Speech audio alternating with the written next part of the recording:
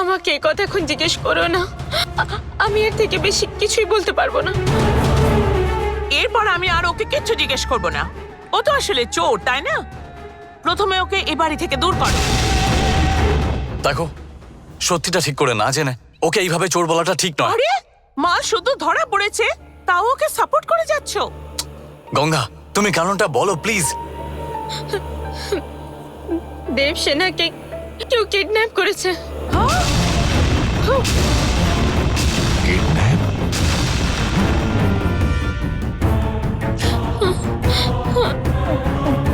কি বললে? দেবসেনাকে কেউ কিডন্যাপ করেছে? হ্যাঁ, দেবসেনা কিডন্যাপ হয়েছে। 1 ঘন্টার মধ্যে 5 লাখ টাকা না দিলে ওরা ওকে মেরে ফেলবে বলেছে। আর এই কথা কাউকে জানাতেও বারণ করেছিল। 1 ঘন্টার মধ্যে এত টাকা কোথা থেকে পেতাম? তাই আমি কিছু না বুঝতে পেরে এই তুই বলছিস দেবসেনাকে কেউ কিডন্যাপ করেছে? কে রে? কে কিডন্যাপ করবে বল? ওরা এক্ষুনি আবার টাকার জন্য ফোন এই করবে। গল্প অন্য কাউকে শোনাস? জামাইবাবু, ও ডাহা মিথ্যে কথা বলছে। দেবসেনা তো এখন আমার মেয়ের সাথে আমার রুমে বসে খেলা করছে।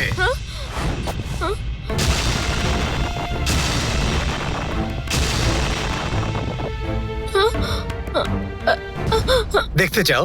চলো চলো আমার সঙ্গে, এসো।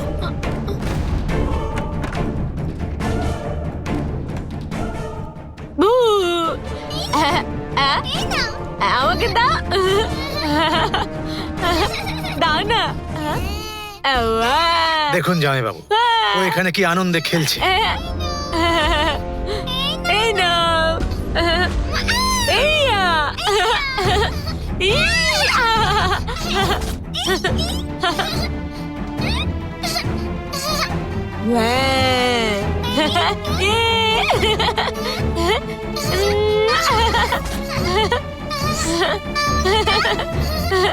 এই তো, কি মজা।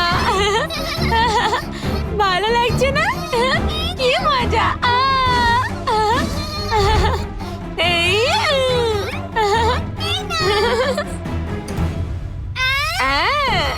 বু! আমাকে দাও। দাও না।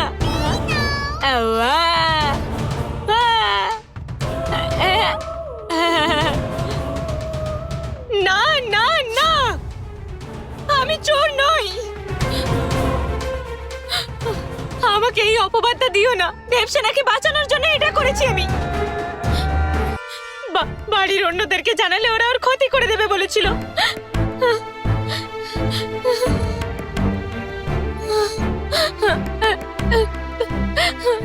তাই আমি এই কথাটাকে গোপন রেখেছিলাম সবার কাছে।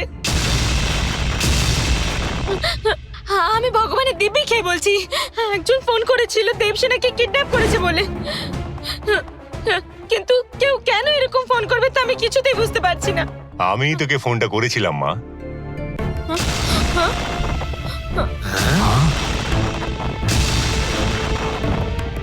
তুমি করেছিলে? এবার কি হলো? পুরোটা পুরো খেলটাই পাল্টে দিল। তুই কত কষ্ট করে নিজের গলা বদলে ফোন করেছিলি, আর ওই বুড়ো ভামটা বললো যে ও করেছিল। হ্যাঁ,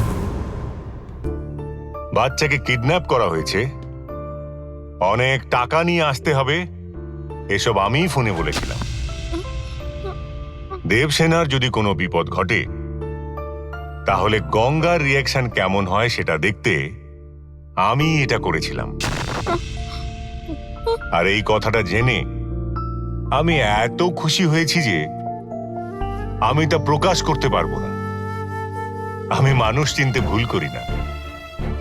মা গঙ্গা, দেবসেনার প্রতি আমি তোর মমতা দেখলাম, সেই জন্যই আমার ঘরে গিয়ে দেবসেনাকে বাঁচাতে আমার আলমারি খুলে পয়সা নিয়ে এই কাজটা করতে যাচ্ছিল। এবার তো ব্যাপারটা গঙ্গা জলের মতো পরিষ্কার হয়ে গেল।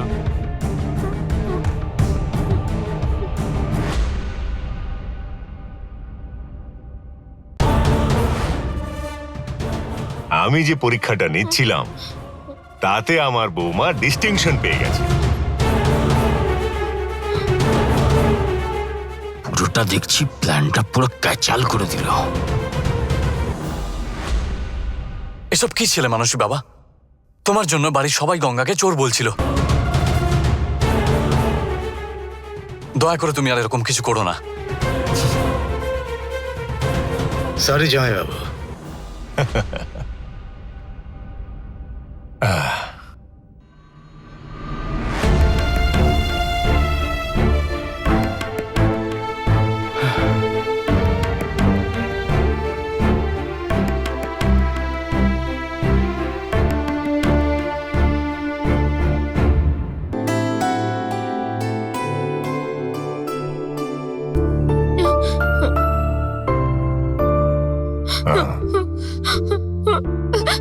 বাবা, বল মা, তুই এমন করে হঠাৎ কাঁদছিস কেন? বাবা, আমি খুব ভালো করেই জানি যে তুমি এই ফোনটা করনি আমাকে। তোমার আওয়াজ আমি খুব ভালো করে চিনি। তুমি ফোন না করেও কেন এই অভিযোগটা স্বীকার করে নিলে তাও আমি জানি, যাতে আমার কোনো বদনাম না হয় সেই জন্যই।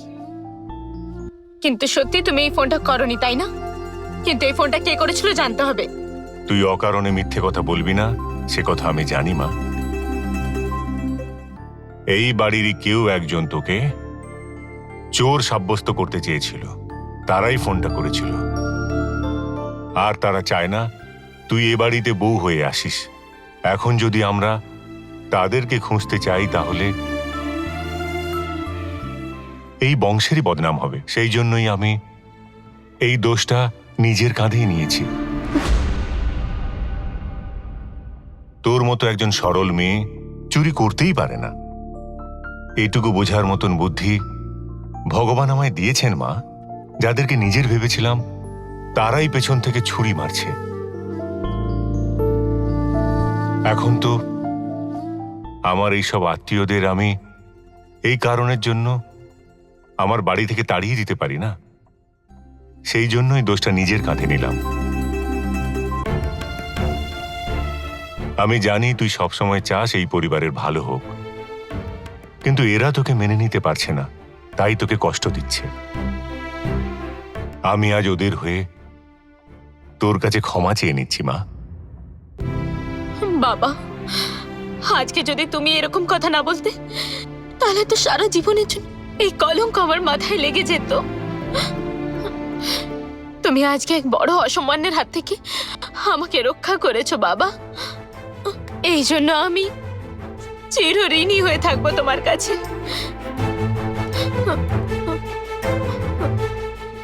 তুই এসব জিনিসকে বেশি গুরুত্ব দিস না মা।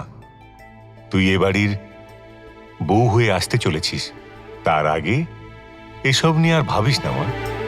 তুই যা।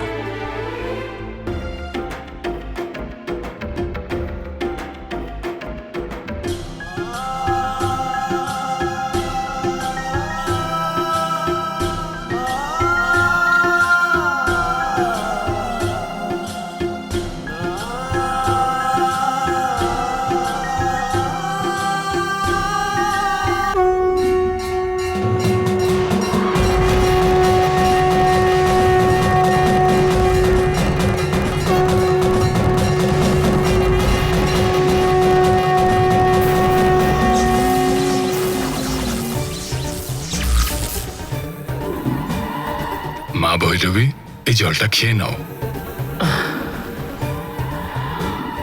দেখো মা, তোমার জিদের ফলে কি অবস্থা হয়েছে তোমার। শেষ করে দেব, আমি ওকে শেষ করে দেব। তাহলে আমার বোনের আত্মা শান্তি পাবে জানো।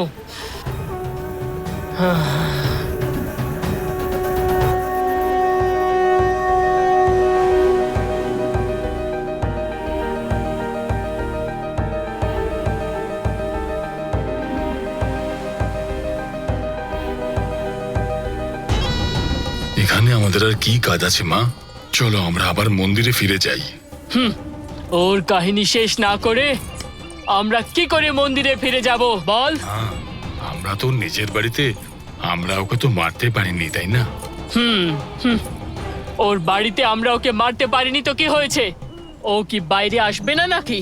ওকে তুমি মারার থেকে মা নিজের শরীরের দিকে একটু খেয়াল রাখো। আমার জীবনে আর কি বা বাকি রয়েছে? হ্যাঁ, কেন, আমাদের গ্রাম রয়েছে, আমাদের মন্দির রয়েছে, দেবী মাতা রয়েছে। না, ও সব কিছুর তোয়াক্কা করি না আমি। আমি শুধু ওর প্রাণ নিতে চাই। ওর বাড়িতে কোনো অতি মানবিক শক্তি রয়েছে যা ওকে রক্ষা করছে। আমি যখন ওর প্রাণ হরণ করব তখন আমার জীবনের অর্থ ফিরে পাবো আমি। আমি অপেক্ষা করে আছি কখন ও নিজের বাড়ি থেকে বেরোবে। আমি জানি ও বাড়ি থেকে বেরোলেই আমি ওর গল্প শেষ করে দেব। আমি ওকে শেষ করে দেব।